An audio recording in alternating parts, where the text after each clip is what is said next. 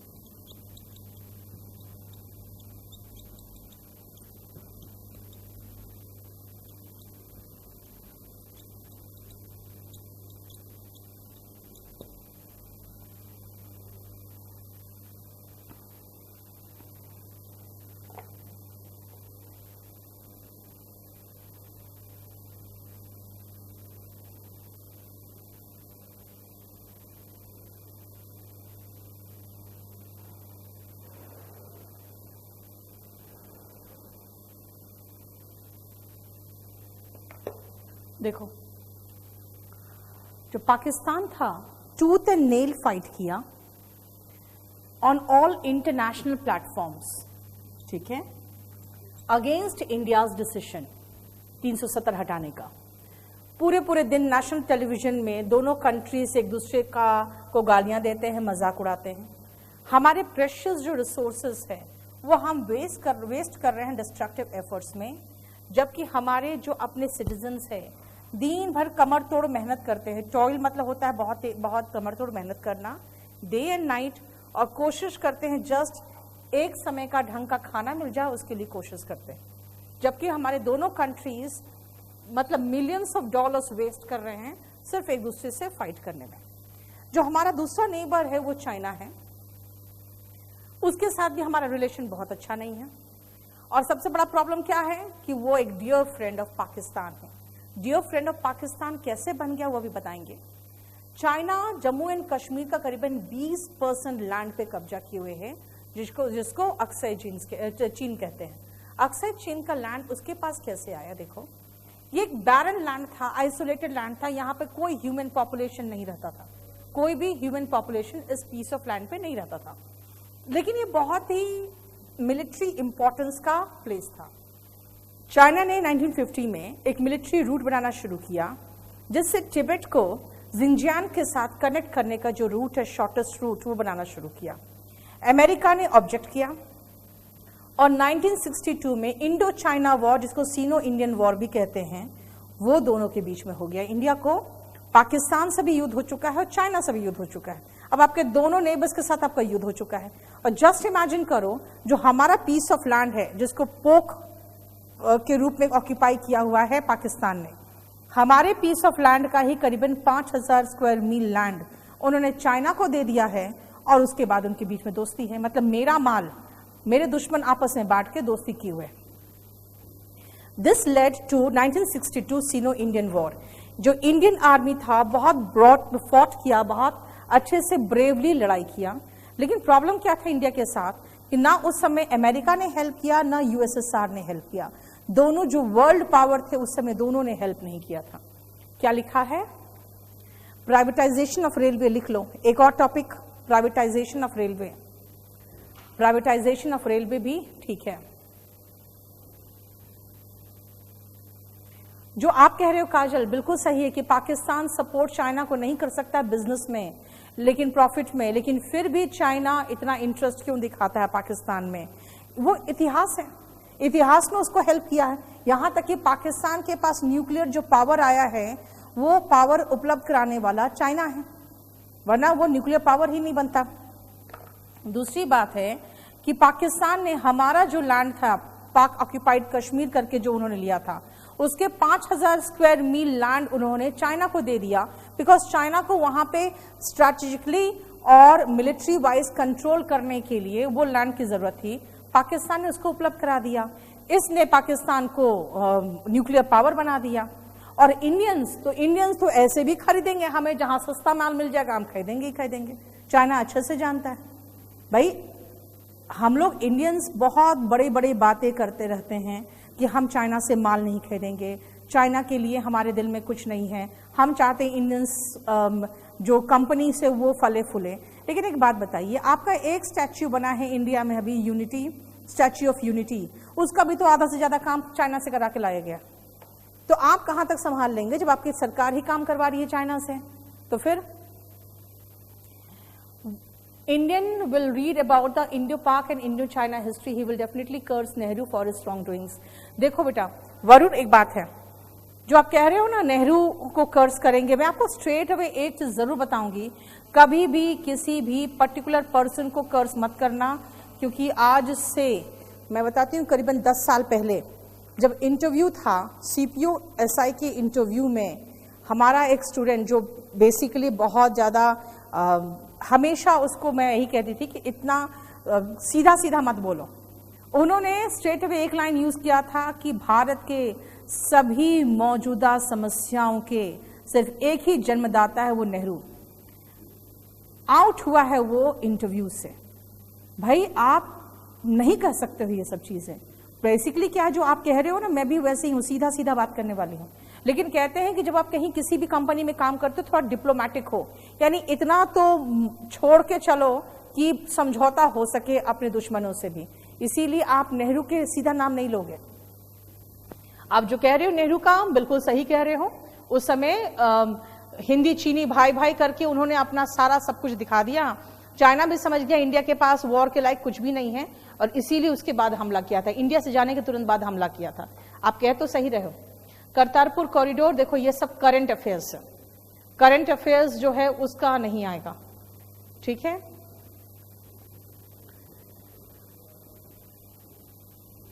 आप जो राहुल कह रहे हो ना, जैसे कॉरिडोर, करतारपुर कॉरिडोर, उसके बाद अभिनंदन का जो रिलीज है, ग्लोबल पावर, इंडिया से ग्लोबल पावर, ये कह सकते हो, इंडिया से ग्लोबल पावर लिख सकते हो टॉपिक में।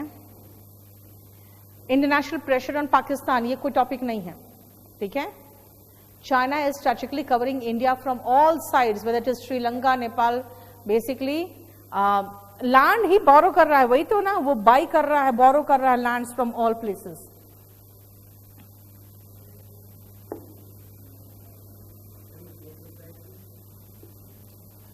जेएनयू का जो है उसमें हम आ सकते हैं, एजुकेशन शुड बी फ्री और चार्ज्ड, वो लगा सकते हो। Education is not for sale, उन लोग ये कह रहा है ना।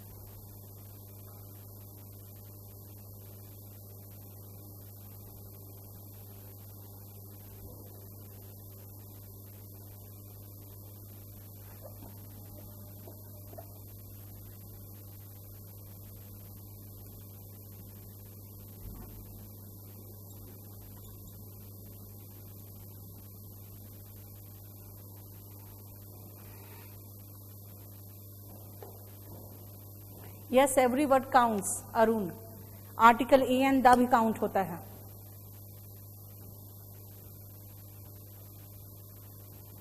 गौरव, आप जो बोल रहे हो ना पॉलिसीज फॉर प्रेग्नेंट वीमेन, ये बहुत जनरल टॉपिक है, इसको हम क्या लिखवाएं? पीओके एक ही में आएगा? यस शिवम, पीओके एक ही में आएगा। चलो, इंडिया को ना यूएस से हेल्प मिला ना यूएसएसआर से मिला। बेसिकली हम एक्सेप्ट नहीं करते हैं, लेकिन फ्रैंकली बताएं तो 1962 का जो वॉर था वो इंडिया हार गया था, क्योंकि इंडिया के पास वो सब चीजें नहीं थी जो चाइना से जीता जा सके। और चाइना के प्राइम मिनिस्टर आके नेहरू से मिल चुके थे, नेहरू ने उनको सब कुछ अपना दिखा दिया था, जिसके बाद वो समझ गए थे कि इंडिया के पास मिलिट्री में हमारे सामने कुछ भी नहीं है। तभी जाके उन्होंने तुरंत ही वॉर डिक्लेयर कर दिया था। सीनो पाक एग्रीमेंट जो हुआ था, इसलिए मैंने वो चीज डिस्कस नहीं किया है कि इंडिया हार गई, वो सब हमने डिस्कस नहीं किया। हमने सिर्फ एक चीज डिस्कस किया आपसे कि इंडिया के साथ हमारा 1962 में वॉर हो चुका था। अब आप पाकिस्तान के साथ जो एग्रीमेंट हुआ था चाइना का, हमारे 20% लैंड जो कश्मीर का था, लद्दाख का था, वो 20% ऑफ दैट लैंड वो चाइना के हाथ में चला गया। फिर क्या हुआ कि जो चाइना और पाकिस्तान के बीच में एक एग्रीमेंट हुआ, जिसमें वो आपस में कुछ कुछ लैंड्स जो एक दूसरे के कंट्रोल में किए जा सकते थे, उन्होंने अपने में डिस्ट्रीब्यूट किया। इस दौरान उन्होंने हजारों मील लैंड चाइना को सौंप दिया, जो कि पाक ऑक्यूपाइड कश्मीर का पोर्शन था।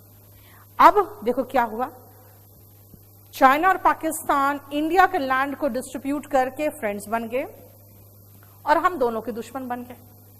Time and again China claim करता है करीबन 7 प्लेसेस है जहां पे वो अपना क्लेम करता रहता है। अरुणाचल प्रदेश, लद्दाख और त्वांग जो है, इसके कुछ त्वांग, लद्दाख और अरुणाचल प्रदेश के कुछ पार्ट्स ऑफ अरुणाचल प्रदेश लिखोगे। हालांकि त्वांग जो है ना अरुणाचल प्रदेश में ही है, ओवर आई थिंक सो, उतना याद नहीं है। Parts of Arunachal Pradesh, Ladakh, Tawang and some other parts turning the relations are, दोनों के बीच में रिलेशन खट्टा होता है बिकॉज ऑफ दिस रीजन। 2017 में भी एक तरह का तनातनी दोनों के बीच में आ गया था, जब इंडिया और चाइना डोकलम में चाइना एक रोड कंस्ट्रक्ट करना चाह रहा था और वहां पर इंडिया ने कहा कि हमारा दावा है, इंडिया ने इस पर ऑब्जेक्शन किया। ये जो आउटकम है वो इसीलिए है कि कई राउंड्स ऑफ टॉक्स हुआ है ऑन बॉर्डर्स, कई एग्रीमेंट हुए हैं, कई एग्रीमेंट एक दूसरे के खिलाफ भी है। मतलब इतने कंफ्यूजिंग एग्रीमेंट्स है ना कि कोई ना कोई एग्रीमेंट का हवाला देकर चाइना कहता है ये मेरा है, इंडिया कहता है ये मेरा है। इसका मतलब है कि ठीक से एग्रीमेंट भी नहीं हुआ है। और चाइना का जो एग्रेसिव पॉलिसीज भी है, चाइना बहुत एग्रेसिव तरीके से लड़ता है। चाइना को ये प्यार मोहब्बत और फ्रेंड्स, नेबर्स, ये सब समझ में नहीं आता। ठीक है, ये जो फ्रेश डिस्प्यूट्स है जब तब जो होता रहता है, ये गुड टेस्ट में नहीं है, ना ही पॉलिटिकली और ना ही इकोनॉमिकली। यानी कि हम लोगों का बहुत ज्यादा वेस्ट होता है energy, time and money in सब चीजों में। अब हम नेक्स्ट क्लास में करेंगे थोड़ा पाकिस्तान को लेकर, बांग्लादेश को लेकर। मैं सब डिस्कस एक ही साथ खत्म कर दे रही हूँ, है ना, क्योंकि आपको पता है 250 लिखना है। तो अगर इंडिया पाक आएगा तो भी 250 हो जाएगा, पहला पैराग्राफ पाकिस्तान वाला मैटर लेके और एंडिंग को लेकर। इंडो चाइना आएगा तो पहला पैराग्राफ उठाएंगे, फिर इंडो चाइना उठा लेंगे और लास्ट पैराग्राफ उठा लेंगे। ऐसे करके देखा जाए तो इस पर आपका 3 से 4 ऐसे बन जा रहा है। ठीक है, चलो, थैंक यू।